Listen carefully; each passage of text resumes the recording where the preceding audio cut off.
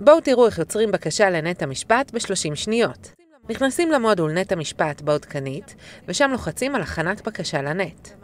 והמערכת עושה בשבילכם את העבודה. ממספרת עמודים, יוצרת שערי נספחים ותוכן עניינים עם קישורים. אתם מזינים את שם המסמך, בוחרים את הלקוח והתיק הרלוונטי ולוחצים על הבא. בעמוד הזה, בוחרים את המסמכים שנמצאים בתיק שמהם נרצה לייצר את הבקשה. אפשר גם להוסיף מסמכים חיצוניים.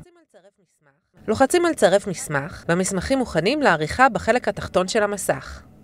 כאן נוכל לבחור מה המסמך הראשי של הבקשה ומה הנספחים, ונוכל למקם את סדר הנספחים דרך גרירה וסידור שלהם. אפשר גם לבחור רק עמודים מסוימים מתוך הקובץ, אבל זה כבר לסרטון אחר. נלחץ על הבא, וזהו, הבקשה מוכנה. בואו נראה איך היא נראית. וזה הכל. תודה ולהתראות.